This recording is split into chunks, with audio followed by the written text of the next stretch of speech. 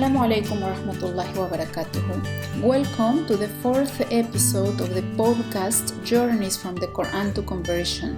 My name is Gabriela Mondragon. I am a Mexican. I am a convert Muslim, and it is a honor for me to share this space to reflect on the learning of the Quran and the Arabic language.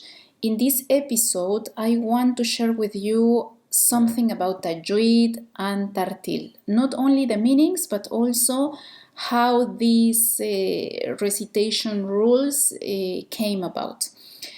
Okay, the Tajweed is a group of rules and ways of recitation of the Holy Quran. We have to follow the rules applying the characteristics of each letter, each Arabic letter. We have to train sometimes a lot to find the correct points of articulation in the mouth and in all the vocal apparatus. We need to learn how to control the air inside of our lungs. This is Tajweed. Now, regarding the Tarteel, it is the beautification of the recitation. This is why when we are listening different professional people who is reciting the Holy Quran, they are like singing, they are putting some melody on the recitation of the Quran. They are giving emphasis in some parts. They are giving a type of feeling as well during the recitation. This is why often the people who doesn't know anything about the Quranic recitation, they are calling this recitation like a song, like something is singing. But Quranic recitation, this is the correct terminology, and this is how we have to name it. And we are trying to make it very beautiful as we can, because the Quran is the word of Allah subhanahu wa ta'ala, and as Muslims we love Allah.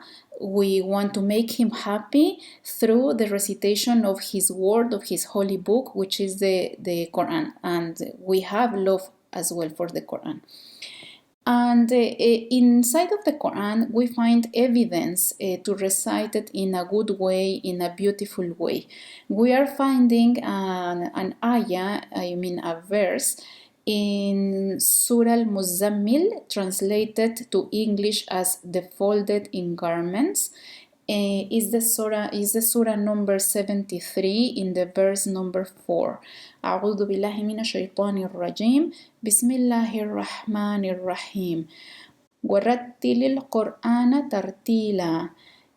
The meaning of this is, and recite the Holy Quran tartila, in a melodious voice, in a beautiful voice, with a recitation. So this is the evidence that we find in the Quran. In this episode is also not only about the meaning of these two words, about the Tajweed and the Tarteel, because the history, it will give us also a profound meaning of why we are reciting in this way, and also the tradition of memorizing the Quran is coming also as well from the history of the Arab society from that time. We need to imagine that the Arabs of that time, they used to live in a very difficult environment. We need to imagine the desert. We need to imagine the earth is not fertile. They used to live in tribes. They used to have a tribal society, and they, in the Arab Peninsula, they live in between two big empires, such as the Persian Empire and the Byzantine Empire. The Persian, it was located in the countries that we know now as Iran and Syria, and the Byzantine Empire, it was located in Turkey. And this Byzantine Empire, it has territories all over the Mediterranean Sea. And by that moment, also the Egyptian empire was already raised. It was already had a big history. They exist at that time. The pyramids exist as a very strong Egyptian society at that time. Also the Greeks, they already exist. Why I am telling you all of this context, historical context, because in these big empires here and there is when the Quran came. The Quran was revealed in a society where nobody imagined that the next holy book it will reveal on that particular society where is kind of nothing. And they have just tribes. It was like a big families here, there. This society was living with trading. They used to make traveling to the south and traveling to the north, south to Yemen and north to Syria for trading. This is how they live. In the Arab tribes, they were divided as well. Some people, some tribes used to help the Byzantine Empire, and some others used to help or to be with the Persian Empire. So they were like helping in these battles that they were continuously having, the Persian and the Byzantine Empire at that particular moment. So we need to imagine that the Arab society, they didn't have all of these buildings, all of these statues, all of these, such as the cathedral in the Byzantine Empire, or the pyramids in Egypt, or all of these big structures in the Persian Empire. So the Arab people, they didn't have all of this architecture or arts, fine arts, such as the drawings or the statues or sculptures or something like that. But the Arab people, they didn't stop to express art. They have the willing to express art, to express beauty through the language, such as the Arabic language is considered nowadays for a lot of linguists, specialists on language, linguists, as an artistic expression by itself. So we can imagine how the pre-Islamic poetry was like something very beautiful, with beautiful meanings as well. This is how the Arab poetry is nowadays actually very famous. I have to say that when the Quran was revealed, there is nothing called about Tajweed. There is nothing about called rules of recitation. The Arab people, they didn't know about rules of recitation. They didn't have as well any symbols or any. For example, the Arabic language also at that time didn't have, for example, the dots that we find in the ba, ta, tha, or ya. They didn't have something that it calls fatha, dhamma, kasra. This is something that we use now to make a correct sound. But all of these symbols and the specifications of the Arabic language, it was developed through the history, because in that time the Quraysh, they didn't need all of these things. They actually, the written Arabic language is no, it was not a tradition over there in that time.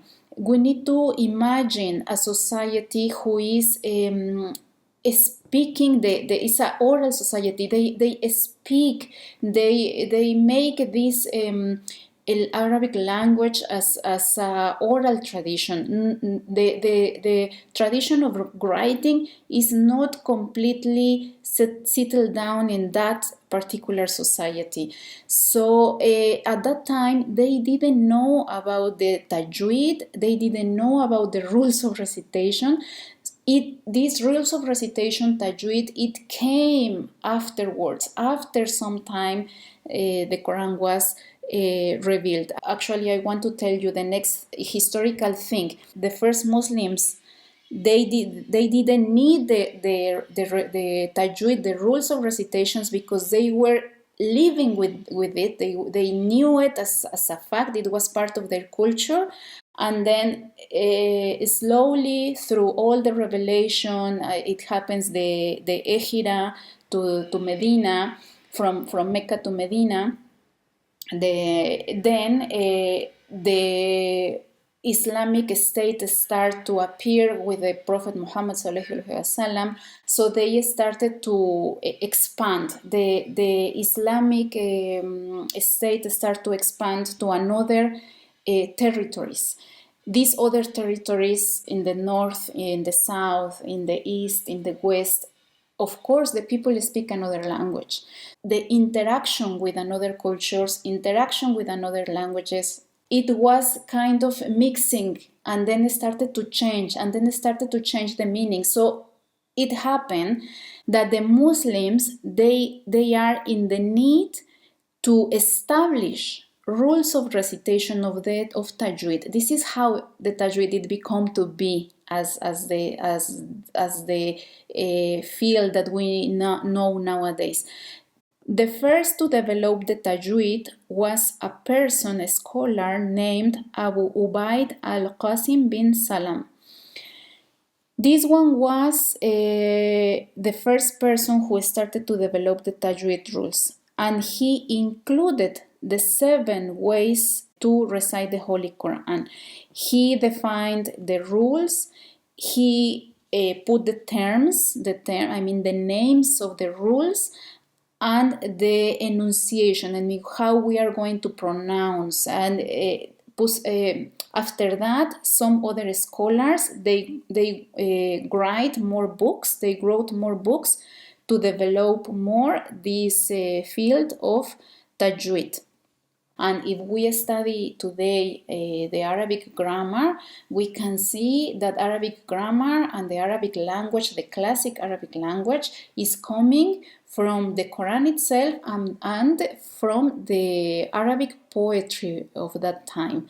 So we need to remember as well that the Arabic language is a Semitic language besides the Aramaic and the Hebrew, meaning the children of Sam. Sam is one of the sons of the prophet Noah.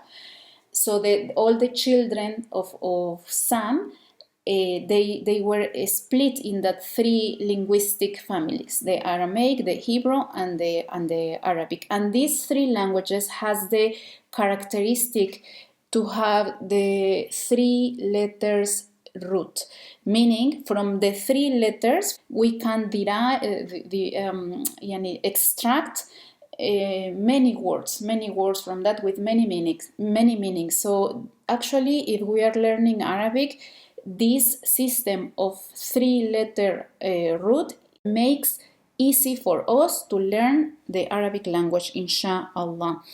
So the good thing about the Arabic is that this Arabic, the classic Arabic, is still alive and will be an alive language, alhamdulillah, thanks to the Quran. Because a lot of people of the world, many Muslims, many people, Muslims and non-Muslims, by the way, they are studying the Quran, memorizing, studying the classic Arabic language, and it is something beautiful to have this goal in life, like to try to recite the Quran in a beautiful way. No problem if we are speaking another language, as you can listen to me. We will have our accents. Also, the most important thing is that we are trying our best as we are reciting the Quran or learning something very different. We are all, this is the beautiful thing, that we are trying our best and we are putting our hearts and our mind on it, and we are waiting, inshallah, may Allah accept from us. We are waiting. We hope that Allah we want the reward yani, from Allah subhanahu wa ta'ala. Thank you. This is the topic of today. If you need some references to this for these stories, you can find it in the book that I published recently, from the Quran to conversion in English, and also it is I am working on the Spanish edition with Editorial Maktaba, that it will be also inshallah through Amazon. And have a good and a blessed day. Assalamu alaikum wa rahmatullahi wa barakatuh. Explore the fascinating learning journey of Arabic and recitation of the Quran as adults embracing Islam in Latin America, uncovering stories of faith, perseverance, and transformation. Journeys from the Quran to Conversion, a podcast in English and Spanish. Encuentra la versión en español en el canal de YouTube y página de Facebook.